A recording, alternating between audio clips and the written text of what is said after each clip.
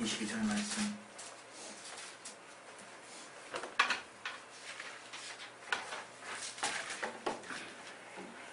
여러분이 교독하겠습니다. 제가 먼저 읽고 여러분이 따라서 읽으시고. 유대인의 유월절이 가까운지라 예수께서 예루살렘으로 올라가셨더니 성전 안에서 소와 양과 이를 파는 사람들과 돈 바꾸는 사람들의 앉은 것을 주시고 노끈으로 채찍을 만드사 양이나 소를 다 성전에서 내어 쫓으시고 돈 바꾸는 사람들의 돈을 쏟으시며 상을 엎으시고 이렇게 파는 사람들에게 이르시되 이것을 여기서 가져가라. 내 아버지의 집으로 장사하는 집을 만들지 말라 하시니 제자들이 성경 말씀에 주의 전을 사모하는 열심이 나를 삼키리라 하는 것을 기억하더라. 이에 유대인들이 대답하여 주께 생각하기를 내가 이런 일을 행하니 무슨 표적을 우리에게 보이겠느냐. 예수께서 대답하여 가라사대 너희가 이 성전을 헐라 내가 사흘 동안에 일으키리라. 그들이 가로되 이 성전은 46년 동안에 지었거늘 내가 3일 동안에 일으키겠느냐 하더라. 그러나 예수는 성전된 자기 육체를 가리켜 말씀하신 것이라. 죽은 자 가운데서 살아나신 후에야 제자들이 이 말씀하신 것을 기억하고 성경과 예수의 말씀을 믿어라. 아멘. 이 말씀 통해서 하나님이 우리에게 깨닫게 해달라고 우리에게 들을기 영으로 하나님의 말씀은 성령의 감동된 자들이 기록했기 때문에 그 성령의 감동된 자들의 영감을 우리가 받아내기 위해서는 성령에 우리도 같이 감동되어야 합니다. 그 성령의 감동함을 달라고 또 그렇게 해서 하나님의 말씀을 들을 수 있는 귀가 있게 해달라고 이 시간에 예수여 한번 하시고 기도하겠습니다. 예수여! 하나님 아버지 우리에게 말씀을 주시옵소서. 하나님 우리에게 깨닫게 해주시고 알게 하여 주시옵소서. 주여 우리에게 주님이 주시는 말씀 그 말씀을 받을 수 있게 도와주시옵소서. 아버지 우리에게 말씀의 지혜와 지식과 능력 주시고 하나님 우리에게 선포하시는 그 말씀에 깨어있게 도와주시고 역사하여 주시옵소서. 주께 참으로 감사하며 예수 이름으로 기도했습니다.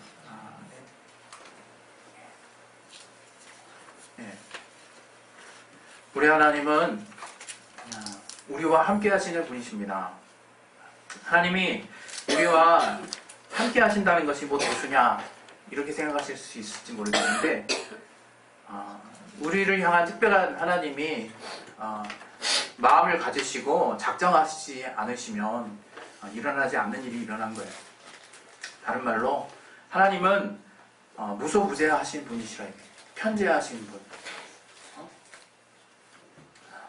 있는 것이 있지 않는 것이 없는 어디나 계시는 그런 하나님이시라 이거예요. 그래서 따로 거처가 필요 없으신 분이세요.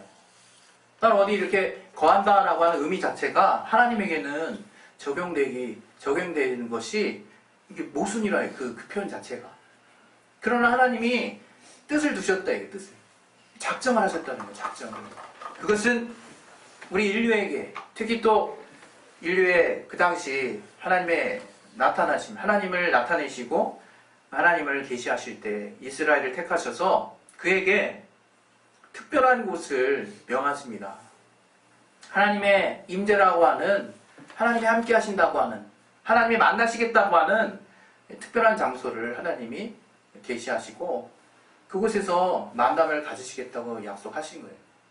그래서 우리가 출애굽기도 보면 모세가 바로 왕에게 우리가 광야길에 사흘길쯤 가서 하나님께 예배드리러 허락해달라 그런 이유를 대요. 얼마나 바로가 생각할 때 황당하겠습니까? 그게 과연 이유가 되느냐. 이성적으로 말이 안 되죠. 뭐 지금 정말 수백 년간 노예로 지금 부리고 있는데 갑자기 모세라는 지도자가 나와서 예배드리러 하나님 만나러 광야로 갈 테니까 허락하라는 거예요. 그런데 그들 입장에서 말이 안 되는 그것이 하나님이 실제로 그렇게 명하셨다 이게 실제로. 네? 이제 어디에나 계시는 그 하나님이 우리 인류 중에 이스라엘을 선민으로 택하셔서 이스라엘 통해서 하나님의 계시를 시작하신다 이거예요. 그래서 이스라엘에게 성막 짓는 법을 가르쳐 주시죠. 출애굽한 이후에 모세가 하나님께 본 그 식양 그대로 저들에게 지으라고 이제 명해서 지어진 것이 성막이에요. 광야의 그 성막은 이동식이죠, 이동식. 저들이 아직 젖과 꿀이 흐르는 땅으로 가지 못했어요. 그래서 피치 못하게 그 성막은 계속 이동하고 있다 이게. 그러나 반대 또 역설적으로 저들이 그때 뭔가를 더 깨달았으면 참 하나 아쉬움이 있어요. 하나님은 어디에나 계시는 분이라 이거예요. 하나님이 차라리 그 이후 솔로몬 성전이 한 곳에 정착하기 시작하면서 타락이 시작됐어요. 사실은. 다윗에게 하나님이 정말 하나님의 이름을 두실 그 다윗의 그 마음을 받으시고 솔로몬 때에 성전을 짓도록 하셨지만 결국에 결과적으로 보게 되면 저들의 신앙이 한두 끝도 없이 타락하게 되는 계기가 됐다 이거예요. 하나님은 정말 우리와 만나주시기를 원하시는 분이세요. 그 사실을 여러분이 먼저 믿으셔야 돼요. 하나님은 장소에 구애받지 않으신다니까요. 그러나 정말 우리를 향해서 극렬한 뜻을 가지신 거라 이거예요. 자신을 나타내실 목적을 가지시고 또 자신을 정말 어떻게 해서 만날 수 있는가를 친절하게 안내하신 거라 이거예요. 그것이 성막이래요. 성막. 그 성막 안에 보면 여러 가지 기구들이 있죠. 그것을 어떻게 정말 유지하고 또 진행하는가에 대한 절차들을 안내하시고 결국에는 성막 안에 있는 지성소를 통해서 정말 하나님을 만날 수 있는 것들을 하나님이 가르쳐 주셨어요. 그리고 이 솔로몬 성전 때에 이르러서 하나님이 이제 고정된 그 건물 안에 성전의 안에 그 법궤 안에 또 그 성전 안에 하나님이 그 솔로몬의 그 기도처럼 다만 그 이름을 분양하고 하나님 앞에 하나님은 모실 수 없는 분이라는 것을 고백한 그 솔로몬의 기도와 더불어 하나님이 정말 그 이름과 함께 내가 이곳에 거하겠다라고 약속하십니다. 그 이후부터 이스라엘은 이제 무슨 일이 있으면 그 동편 이스라엘을 향해서 또 성전에 있는 이스라엘 향해서 무릎 꿇고 기도하면요. 하나님이 다 들어주시고 하나님이 또 돌이키시고 하나님이 용서하시고 하나님이 역사하신다라고 이스라엘에게 약속하신 거예요. 그래서 이제 그곳에서 하나님을 만난다라고 하는 자부심이 이스라엘 백성들에게 있었어요. 아, 우리 이 이스라엘에 성전이 있구나. 이곳에 성전이 있지, 예루살렘에. 그래, 하나님이 우리와 함께 하셔라고 하는 엄청난 자부심이 있었다 이게. 그러나 저들은 정말 잘 몰랐던 것 같아요. 하나님이 도대체 무엇을 말씀하시려고 하셨는지를 잘 몰랐던 거죠. 그 결과 저들의 신앙은 점차 퇴색해 가기 시작합니다. 우리도 많이 들었던 내용이겠지만 그 성막에서 드리는 제사의 모양새는 실로 아주 험상궂다 이거예요. 그 소 한 마리가 그 각을 떠서 피가 나올 정도인데 그게 하루에 또 수백 마리가 죽어나갔다 그러니까 얼마나 그 피가 흥건하고 얼마나 잔인하고 얼마나 그 무거운 마음이고 얼마나 그 이루어지는 과정들이 엄청났겠습니까? 그런데 그런 엄청난 광경을 하나님 비유 가운데 알게 주셨다 할지라도 이스라엘이 습관이 돼버렸어요. 어느 순간. 그 제사의 어떤 과정 그것에는 정말 철저하게 지키고 있는 모습을 솔로몬 때도 계속 가지고 있거든요. 그런 하나님은 정말 어느 순간 이스라엘이 타락했다는 걸 계속해서 지적하십니다. 선지자를 통해서. 결국 우리가 아는 바와 같이 주전 587년에 남유다가 멸망했어요. 그 성전이 있는 곳이. 멸망했을 뿐만 아니라 성전이 완전히 다 파괴돼 버렸어요. 그리고 아주 그 관원과 같은 그런 어떤 아주 유력한 그 그룹들은 다 또 바벨론 포로로 끌려갔어요. 그들이 끌려가면서 어떤 마음을 생각했을지, 어떤 생각을 했을지 실로 우리는 상상할 수 없어요. 그들의 신앙의 중심은 성전이에요. 성전은 절대 불패예요. 불패. 무너질 수 없는 거예요. 저들의 신앙은. 저들의 신앙의 형성에 의하면 그 성전은 무너지기 어려운, 무너질 수 없는 곳. 그래서 성전이 정말 함께하는 곳에 승리가 있다.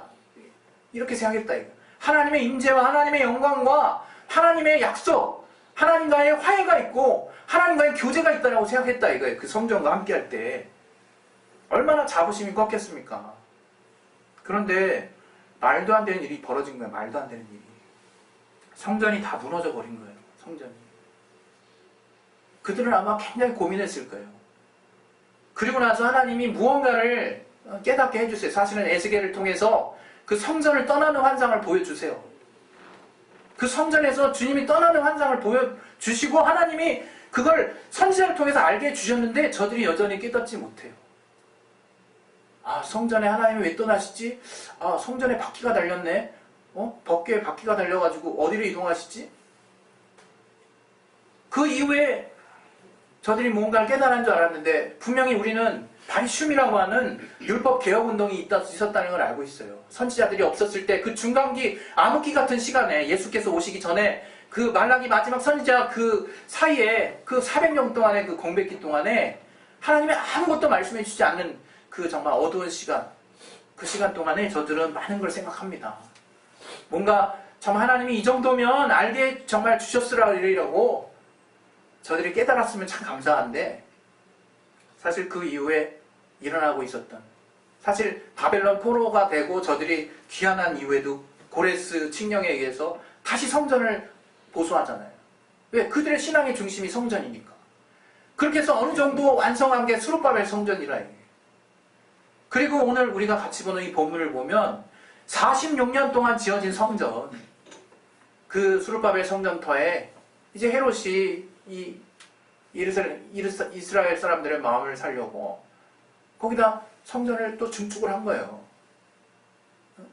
그렇게 해서 40년 동안이나 계속 지어지고 있는 이 성전이라 이게 규모가 얼마나 크겠습니까? 또 물론 솔로몬 성전이 제일 의리의리하지만 정말 그 파괴되고 다시 정말 그 불과 한두 달 만에 지어진 그 수룹바벨 성전보다는 엄청난 규모로 다시금 예전의 그 어떤 명성, 예전에 하나님의 임재, 예전에 이스라엘의 그 영광이 회복됐다는 생각을 가질 만한 수준으로 다시 수축이 됐다 이게.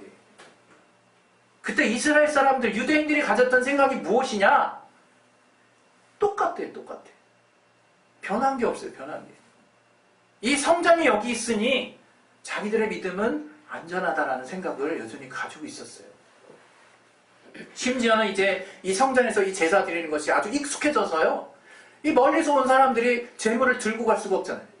그러니까 그 성전 근처에서 각종 제물에 쓰여질 동물들을 팔았어요. 비둘기, 염소. 그리고 성전에 가면 정말 율법을 따라 내는 성전세라는 게 있었는데 그 돈 바꿀 돈이 없으니까 그걸 또 반세계치 바꿔주는 일을 또 하고 있네. 한쪽에서는 돈을 바꿔줘. 한쪽에서는 제물에 드려질 염소나 비둘기나 양을 팔고 있어. 저들이 나중에는 어떻게 되냐면 거기에 이제 제사장이 장사꾼들하고 담합을 합니다.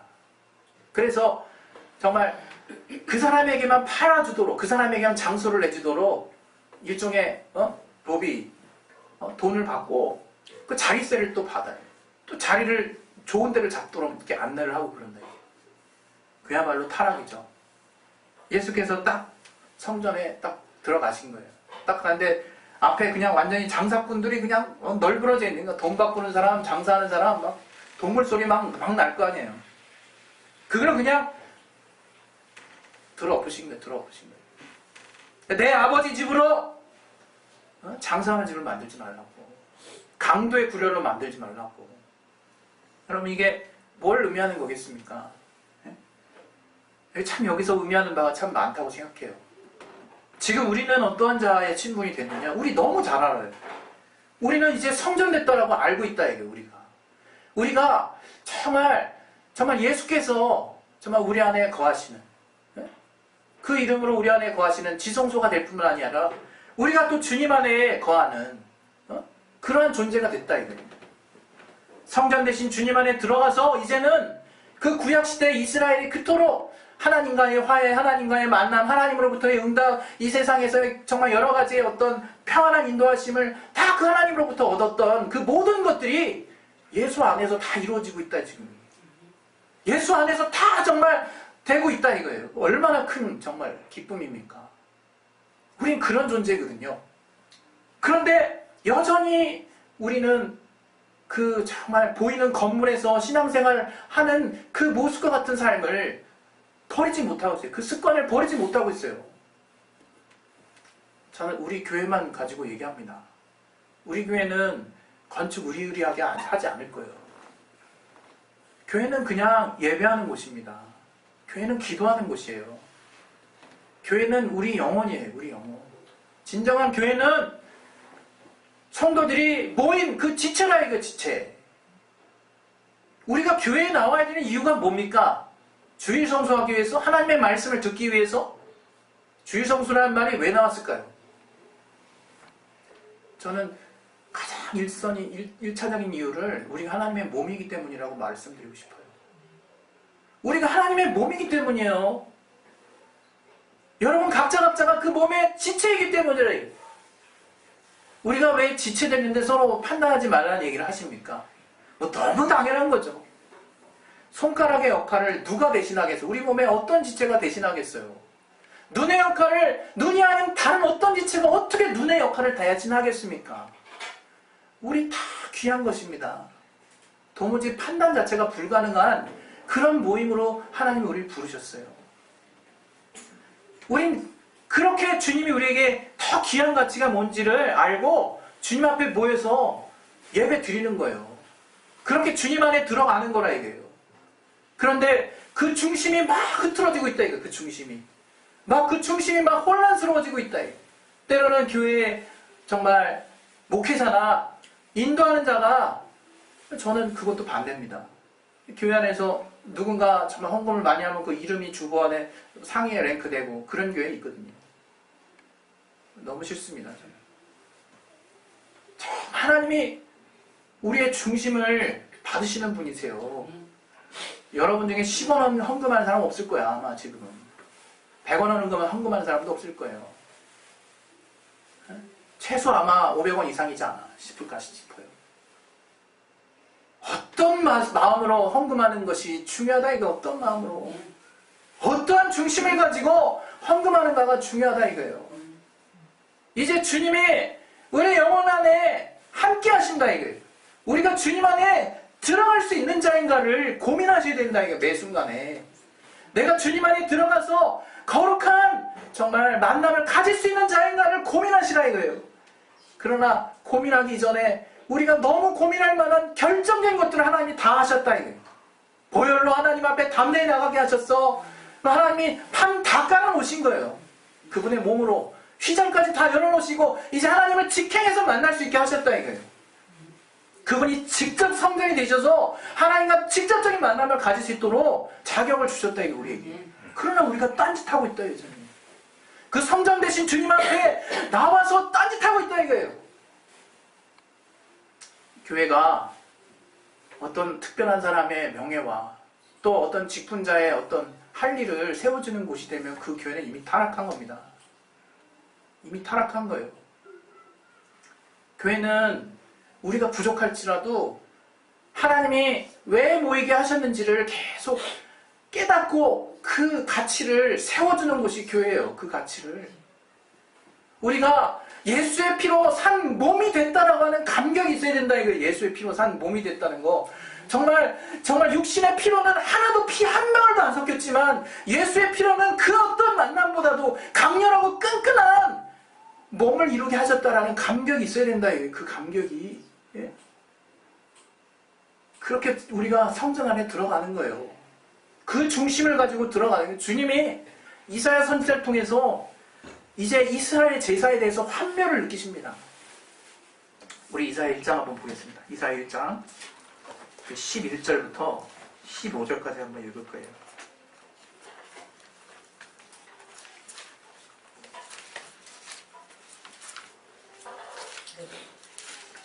이사야 1장 11절부터 15절까지.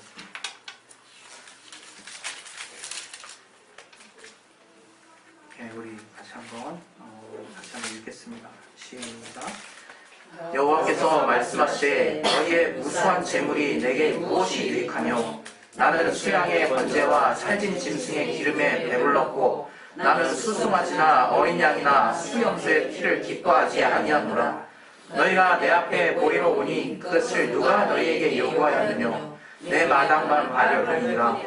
헛된 재물을 다시 가져오지 말라. 분양은 나의 가증이 여기는 바요. 월삭과 안식일과 예외로 모이는 것도 그러하니 성회와 아울러 악을 행하는 것을 내가 견디지 못하게 하노라. 내 마음이 너희의 월삭과 정한 절기를 싫어하나니 그것이 내게 무거운 짐이라. 내가 지기에 곤리하였느니라. 너희가 손을 펼 때에 내가 눈을 가리우고 너희가 많이 기도할지라도 내가 듣지 아니하리니 이는 너희의 손에 피가 가득함이니라. 우리가 정말 주님 앞에 나아갈 때 우리의 중심은 제일 중요한 거예요.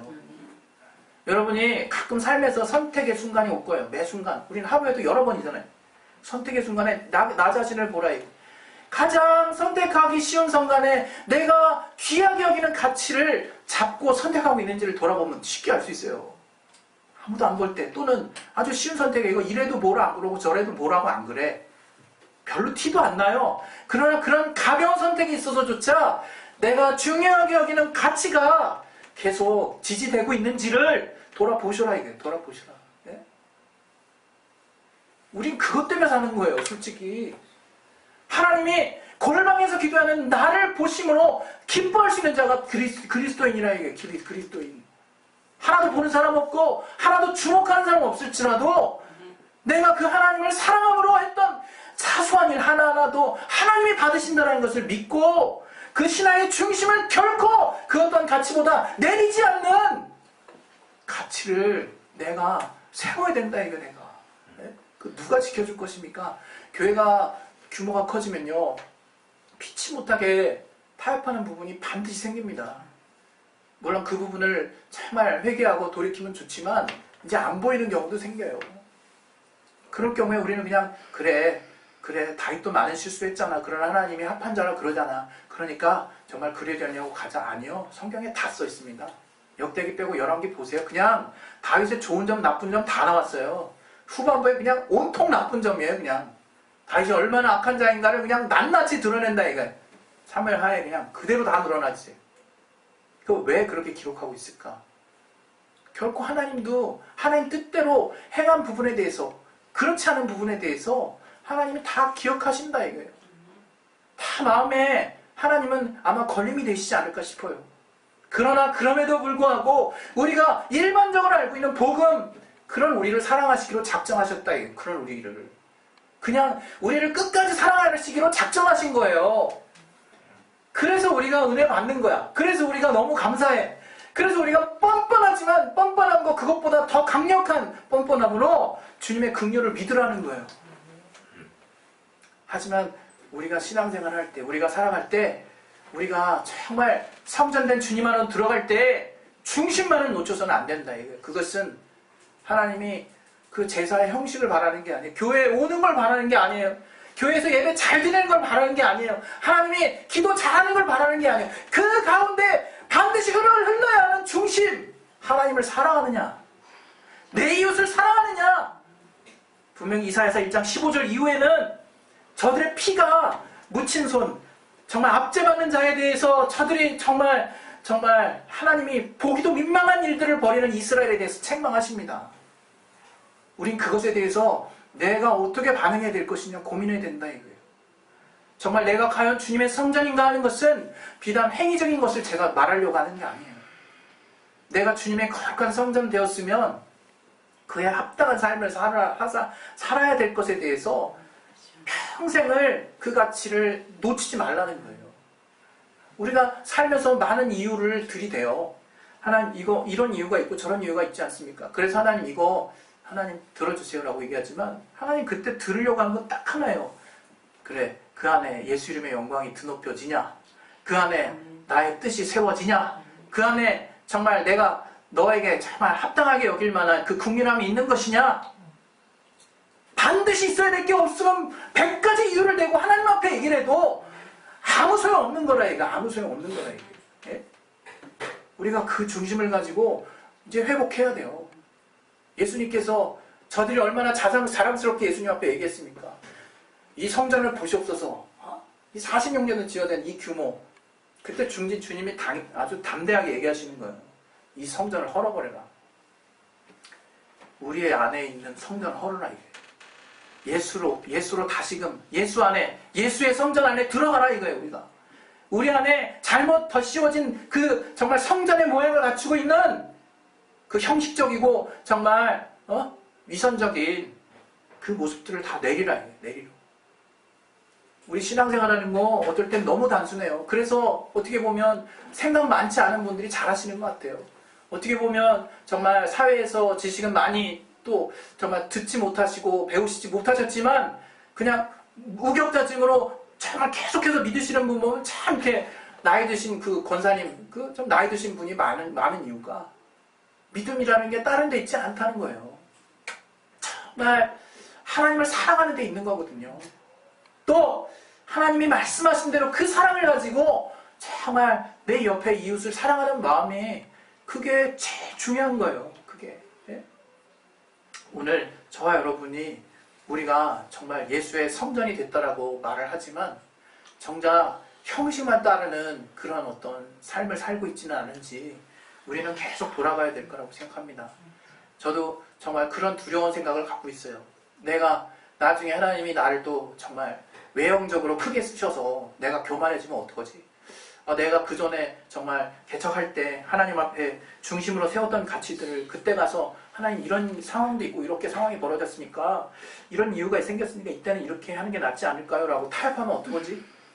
그게 다윗의 모습이었고 그게 정말 이 시대에 하나님이 인정하셨으면서도 그 말로가 별로 좋지 않았던 사람들의 동일한 모습이에요. 우리도 인간이라 그 정말 흐름을 무시할 수 없지만 우리는 그 순간마다 계속 회개해야 될 거라는 거예요. 계속해서 돌이키고 하나님이 가장 귀하게 여기신 이제 영으로 하나님을 만나게 하시고 하나님이 열어놓으신 정말 성전 대신 그 예수 안에 들어가서 우리가 하나님과 화목하고 또 하나님으로부터 온갖 신령한 것들을 다 받아낼 수 있을 뿐만 아니라 정말 나의 삶에 평안과 기쁨을 얻을 수 있는 그 주님이라는 성전, 예수라는 성전 안에서 평생 머물러야겠다라는 다짐을 하시는 저와 여러분의 심령이 되시기를 예수 이름으로 축원드립니다. 이 시간에 주님 앞에 우리가 기도하시겠습니다. 기도하실 때 비단 우리가 다른 사람 이렇게 정말 평할 필요 없어요.